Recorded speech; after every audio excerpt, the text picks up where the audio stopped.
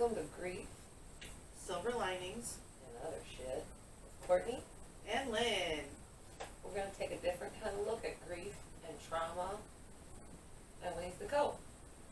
Ding, ding, ding. We hope you enjoy. Thank We're you. talking about triggers.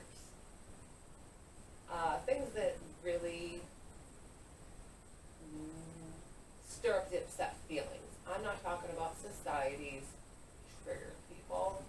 I'm talking about people who actually have trauma and have things that set them off in their negative feelings. Or, yeah, just the things that you incur in your day-to-day life that make you upset and, like, brings those feelings up. So, we're taping today. It's my birthday, which is kind of like a trigger for me. So that's why we picked today. April in general is a trigger for me. If you watched our first episode, my sister and her children were killed 6 years. Last Tuesday? Yeah, last Tuesday. So it's been, what, 7-8 days. And during the funeral planning, there was, well, first of all, let me apologize for my animals that are in the house. It might be a hot mess episode, okay? Let me just preface it. My phone may ring, because I said it's my birthday. Like, the dogs are in the house because it snowed last night in Michigan, unexpectedly, well expectedly. And so the dogs are kind of going crazy right now. But so during the funeral planning, we had to pick dates. What do we call him? The murderer. That guy. That guy, that's what a lot of people call him, like, my sister's husband. His birthday was 2 days ago, so April 19th. So, and you know, like with a homicide, like it's not a straight up funeral planning, like you have to wait for coroners and stuff like that. So it took longer than, 2 or 3 days where you usually start having a funeral. So we're looking at like my sister's husband's birthday. Then 2 days later is my birthday. Then 2 days later is my nephew. So like, when do we want to have this? If we want to get it over with, like if we can't like keep waiting and waiting. So 6 years ago today was my sister and her children's funeral. Everybody, my niece she was the 27th, right? Yeah. So everybody that like I celebrated my birthday with, that like, I don't know, it was a whole, obviously, conglomerate of birthday parties for the kids and all of that. Like, I don't know, it's just April kind of sucks. And if you watched our last episode, that was really what like triggered my sadness last year, was the fact that like I was like, oh, the beginning of the year, I'm like, I'm gonna take back next year, like I'm taking back April, like I'm gonna have parties and I'm gonna have drinks with girlfriends and I'm gonna like really like have a great time. And then Corona set in, and Well, the first year you tried to move your birthday. I did try to move my birthday. Thank you. I just like was gonna deny that it even existed in April, and I share a birthday with, my cousin is born the same year, but his birthday's 10 days later, which would be May 1st. So like I changed it on Facebook. I was like, that's not even happening. Like it's not a thing. And come on. All right, you guys have been enough. Go out, dogs. Come on, go out. They're definitely not going to listen to me. Come on, you too, Scarlett. Come on. Go lay down.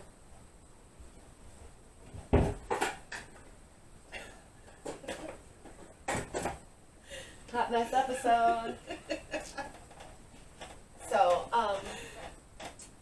yeah, so I really, like, it didn't go well, me moving my birthday, because that's not a thing. You can't, like, avoid, like, I'm really wild today. You can't avoid, like, the inevitable. Like, Any triggers? it's not, I mean, you can, like, maybe push it off for a year and move on and all of that, but, like, ultimately, like, I have to write that day on every piece of paper that you fill out and everything that you do. So the first year we got tattoos, though, on the actual day. I don't know. I do know what I do every year. I hang out with Buffy. One of my friends in the universe just felt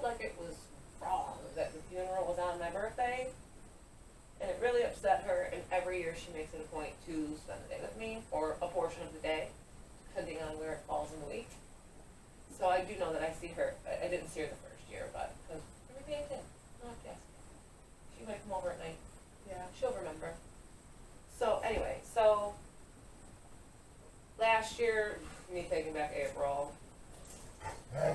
like, it just didn't go well. Thumbs down.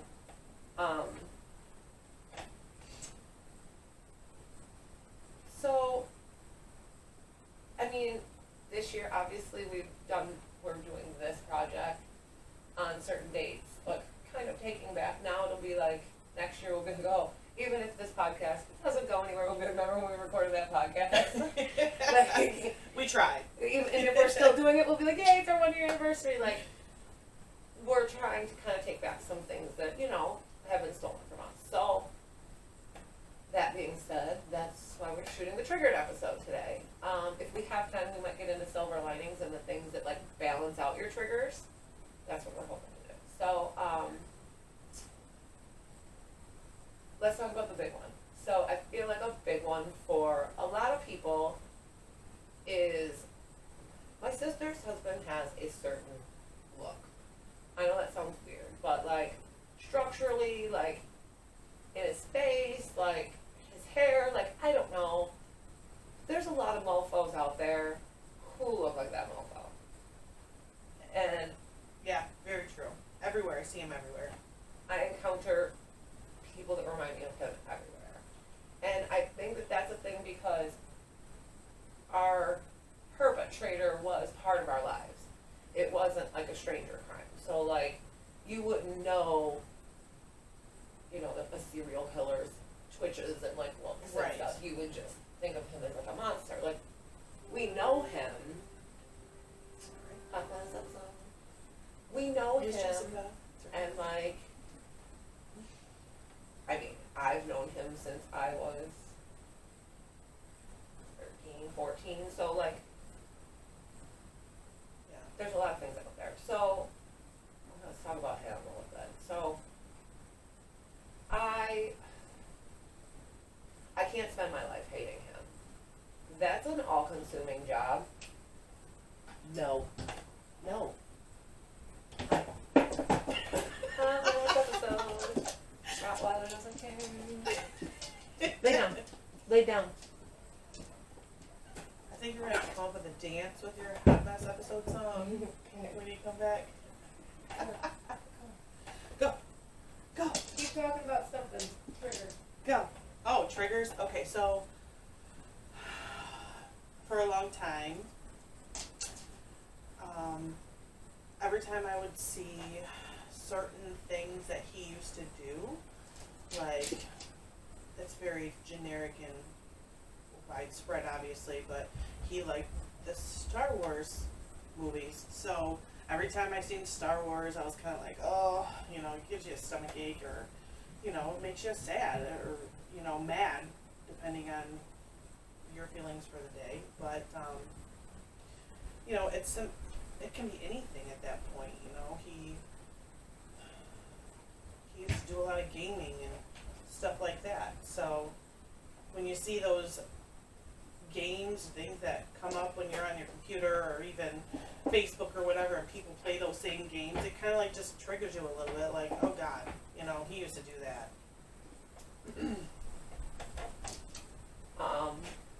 Jump right in with the fact that I have an aversion to Star Wars because of him. I just said that. I don't, I never, like, watched it before, so I didn't have any, like, attachment to it. And like the Lord of the Rings or the Hobbit, I mean, I don't watch any of that. well, my husband does, Right, and my so, children, so. Yeah, and they all think I'm crazy because I've never watched all the Star Wars, and I refuse to watch it with them, and they're, but I didn't, like, flat out it's not say, Star reason Wars' why. fault that that guy, No, was but into it, it's like- just a trigger. right, and I just, like, I don't feel like that's ever gonna go away. No. I think that the triggers happen to us repeatedly because we're supposed to learn how to control our emotions. Like, I think that we're supposed to learn how to control that response within us. And for me personally, like, if I encounter a man that looks like him, I say he's catching me out somewhere, or he owns a business that I'm in or something, which has actually happened, like, I try to find the differences, like, in the personality to, like, recognize that person as a human. Like, I know it sounds weird, but, like, I can't judge people based on the look, you know what I mean? So it's more controlling my response. Like, okay, I can see that you are trying to be helpful when I'm purchasing something. Like, I can see that you have a different energy, like a more bubbly personality, like Smiley. yeah, things that guy definitely did not. So I try to find the silver linings within the trigger, I think. Or the differences, you know, whatever you want to call it. Like, when it's happening to me, I'm trying to, like, not judge people based on him, and obviously, like, it's irrational that I would judge everybody based on him. Right. You know, not everybody sucks at life. But,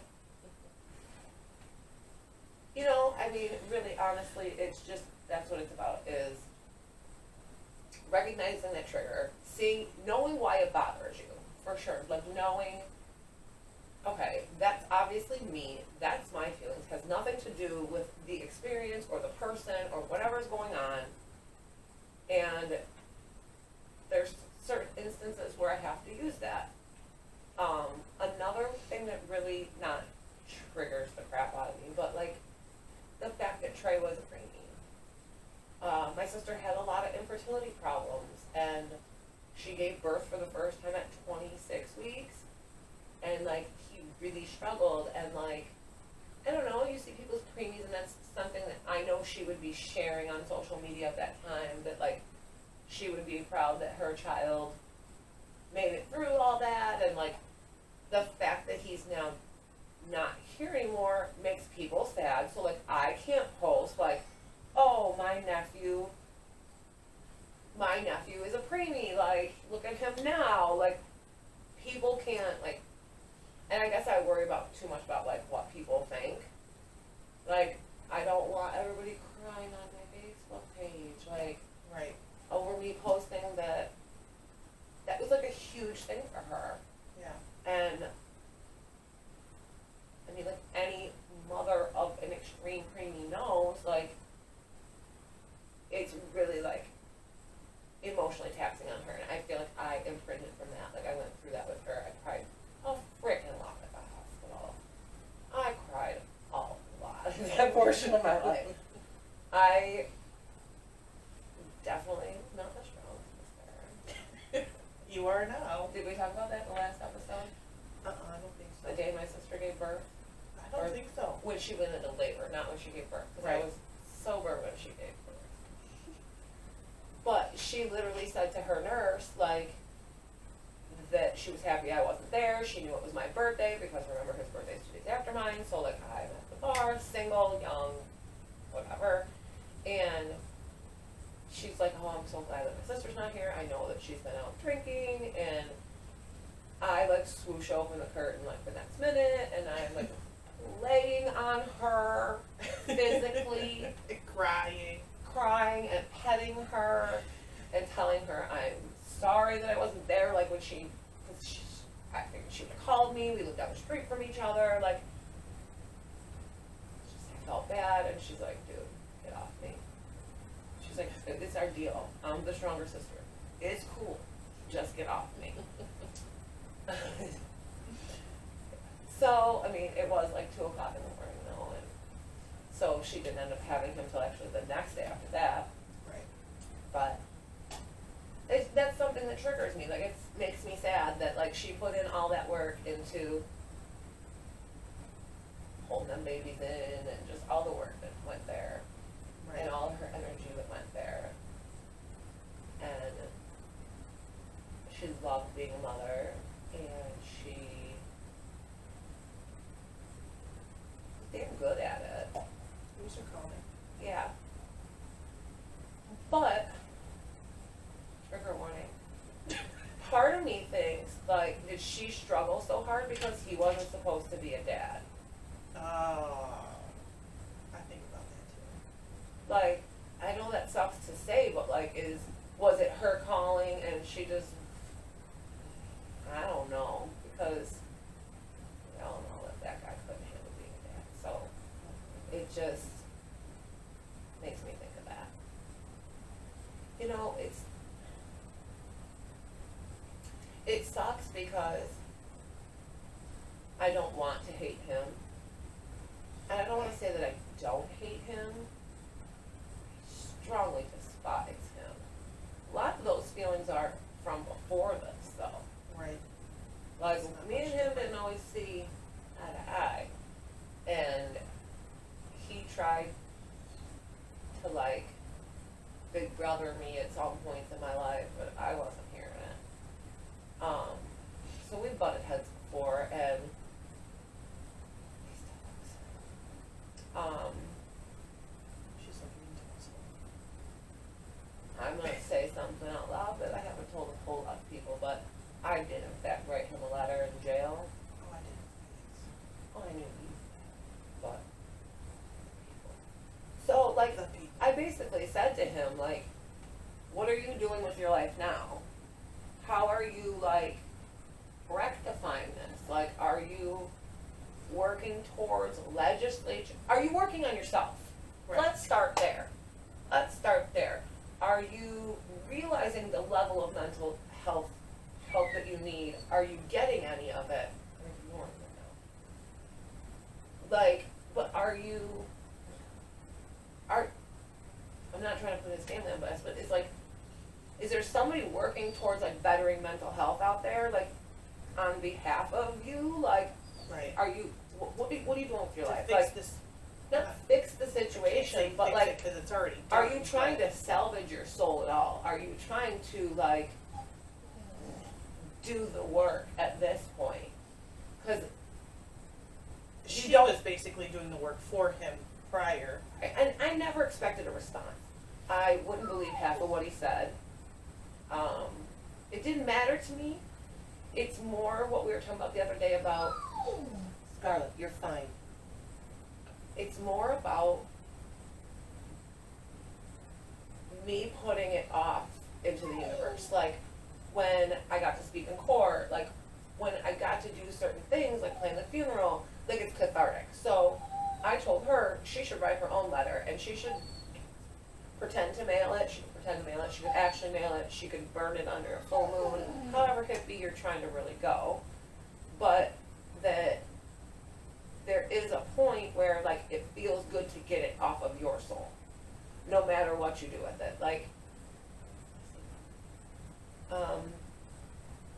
just not having it weigh on your mind, not having it in your physical being anymore,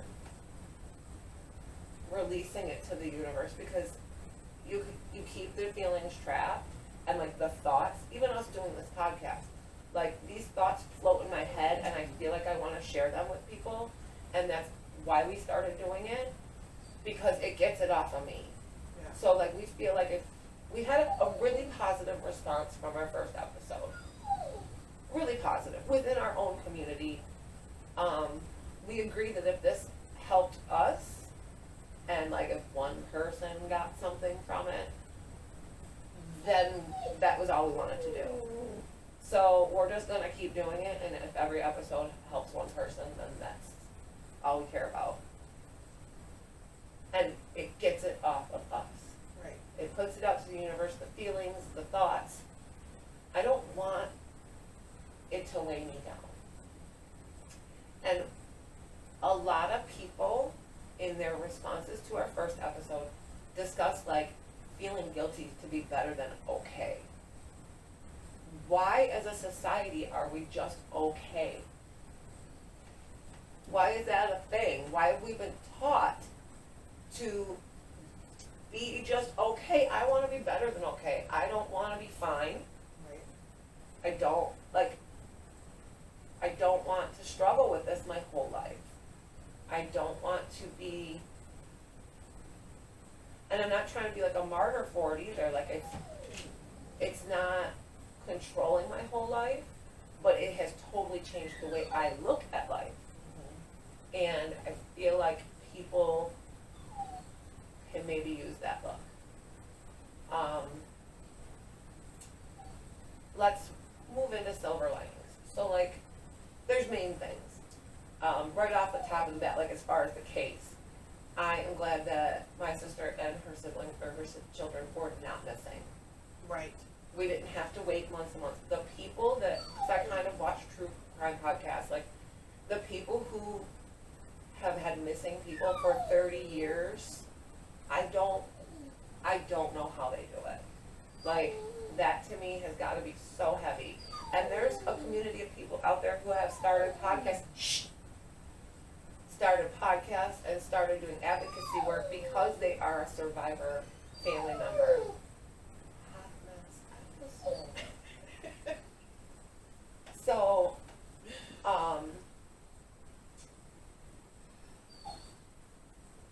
The case. So, I'm glad that he didn't go on the run.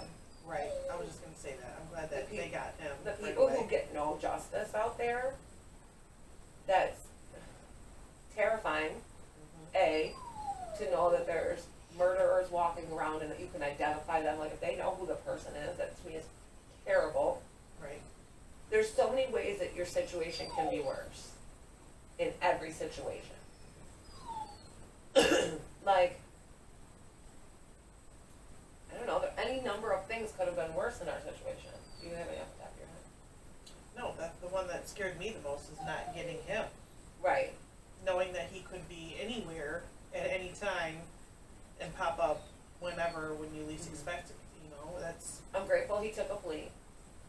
didn't have to do the trial. We didn't have to do the trial because I would have had to testify and it maybe would have been worse for me. Right. Um, And having to see any of the crime pictures or yeah, because I never saw them. Obviously I protected myself, I was pregnant, so like I never saw them, I never,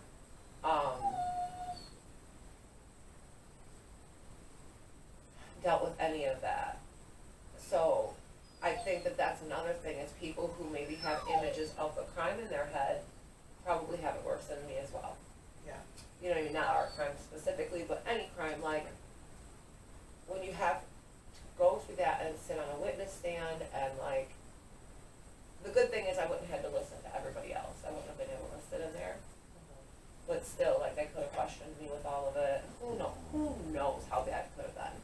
You also see where criminals, like, delay trials. Like, there's many ways that all of that shit could have been worse. There's ways it could have been better, but then I think about, like, okay, so if Christy was here without her kids, she would not be okay. No. If they were here without her, Yeah. I would be raising them. Like, I don't know if that's better or worse. Like, I don't know at this point. Like, Yeah. How do you help a kid, like the kids get through something Right. like that? but there's kids that have been through that. Right. There's plenty of kids out there who've been through that. So I don't know. All of it sucks. And everybody's got a sucky story, whether you've been raped, molested, you know what I mean? Like, there's so many worse things. Like, I talked last episode about not feeling like a victim, because nothing physically happened to me. I don't feel like a victim physically. I don't. Emotionally. Right, emotionally I am, but like physically, like I don't have triggers of like that send me back to somebody assaulting me. Right. Like if somebody touched you a certain way or something. Right. I have a girlfriend who cannot wear a mask because it makes her feel like she's being choked. Because she was assaulted by her terrible ex-husband. So, I don't know, like, what everybody's triggers are. We're not claiming to be doctors in any way. But if you examine the stuff that bothers you and why it bothers you, to know that, okay,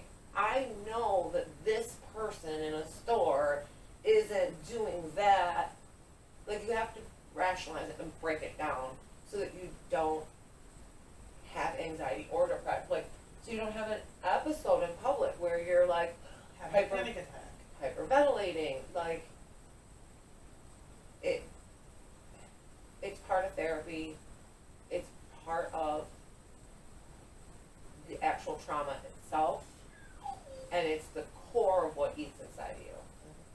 It's the core. But when you look at the silver linings, I also feel like I have so many things to be grateful for. Her in general. And when I talk about them, I talk about her so much. I could have loved those kids in any shape or form. Like, it didn't matter what they were. Right. Because they were hers. Like, I didn't have a life without her. Ever. So, like, when you see, I mean, people who know us know how close we were. So, I talk, like, mostly about her because she was such a positive influence in my life. She taught me how to figure things out. I mean, my mom raised us, but, like, She was your rational she was the person part. Yeah. Yeah. So I'm just grateful that I even had her. You see, this is like another trigger / lining thing for me. People who have shitty siblings, people who talk crap on their siblings, people who stab their siblings in the back, and I look at them and I'm like, oh, I never had that. I never had that. So I'm really happy that we didn't have like the fighting that I see in a lot of families, that we didn't have to go through any of that. Like, we just enjoyed each other for most of our lives. I'm happy she became a mom. Like, even in all of that, like, I'm happy that she got that experience, even though it was with him. Like, She was kind of like a single mom. she was kind of like a single mom with a troll in the basement. I know. So, and trying not to get into like too much of the spiritual side, but like I really believe that she helped me through the process. Like the first couple of days, I hear music in my head. I don't know if other people do that. But music that just pops up, it's not, I heard it on the radio or not. Like, there's always been songs presented to me when I needed to shift. Yeah. And I'm grateful for that. Like, I went from, like, Leanne Rimes, like, How Do I Live Without You?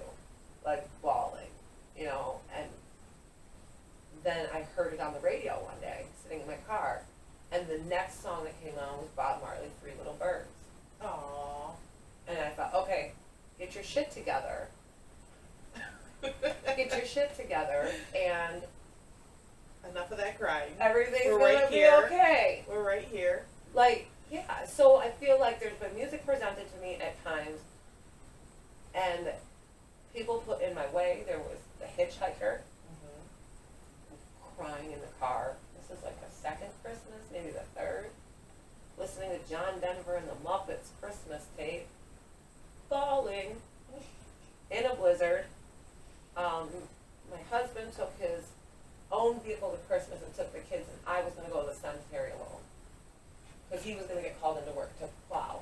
So, blizzard, driving down the street, and I see an old man with his thumb out, who is like, he's got on his cap with all of his accolades from the service on it, and he's dressed real nice, and he's got his thumb out.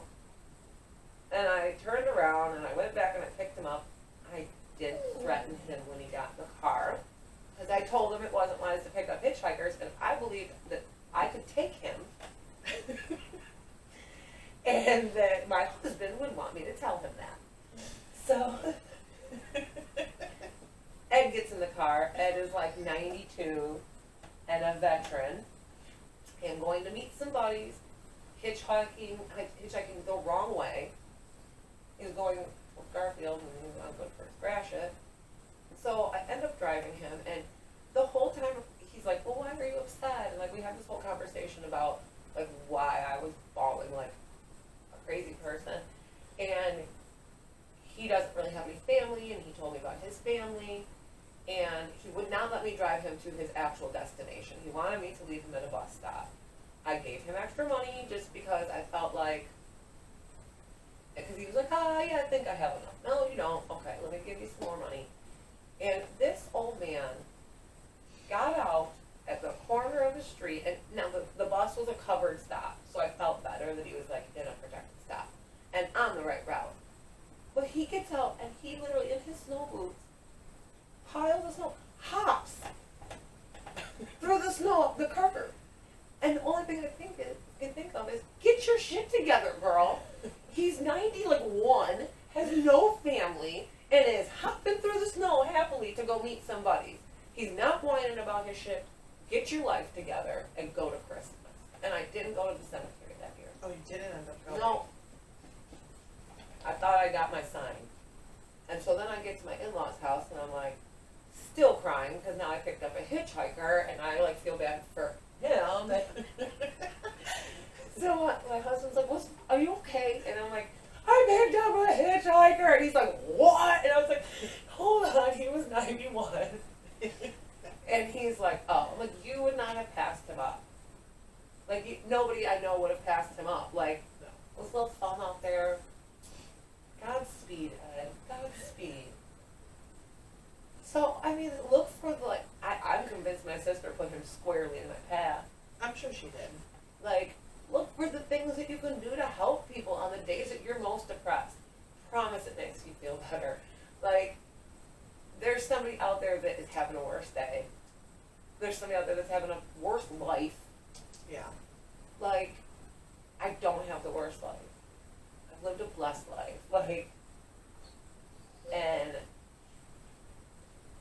I don't know how else to think about it.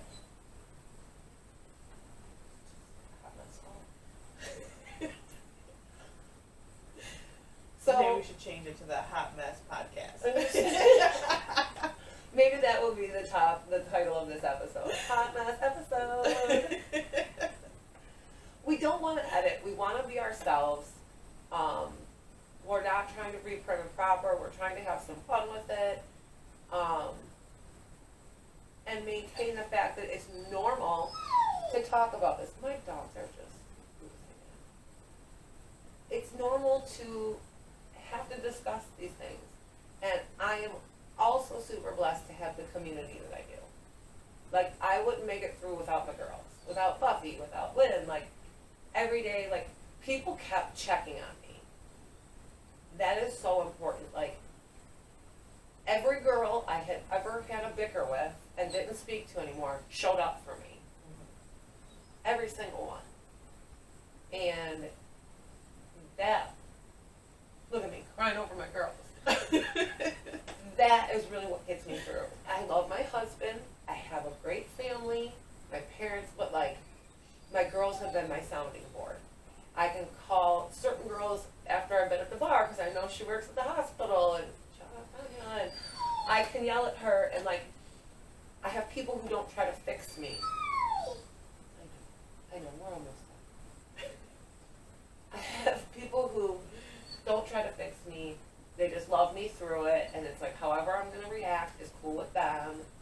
And don't stop checking on people. Like, I think that's the biggest thing. If you know somebody who is suffering, keep checking on them. If you feel the calling to do something like we're doing, that you feel like you have something to offer, and like, talk to people about your experience. If you want us to interview you because you know us and you want to tell something, that's something that we're going to start to get into. We've had a couple of people stop. It's okay. We've had a couple. She's really trying, everybody. She's had treats. She's just really wants to be in here right now. I think I'm her trigger because I look at her and she starts crying. Stop making eye contact with her. Can't help it. She was laid down and you stopped looking at her. But yeah, if you feel a calling to like help other people, or like we've had a couple people who have expressed that they wouldn't mind being with us. So we're gonna definitely do an oil episode because we want to talk about how essential oils can help your frequency and all of those good things. We are going to do, Energy work? energy work, yeah, for sure. Okay. Talk about Reiki, talk about EMDR, and, energy work has changed our lives. We did energy work before, alright. Come on, I'll let her in, because I know that everybody probably feels bad for her, because everybody loves Scarlett. Yeah, come on. Scarlett's the, get your big butt up there, she's kind of pink, and shawl. Scarlett's everybody's baby, so everybody that gets their hair cut here loves Scarlett, she's a good girl. But yeah, so we're gonna do energy work, and then we're probably gonna get into trauma work. And as far as we've had somebody interested in coming on and talking about sexual assault and what that's meant for him. So helping end the stigma on men and talking about their sexual assault for sure. So that's gonna wrap it up for today's episode. Yep. If you guys ever have any suggestions or, you know, like I said, you want to be interviewed,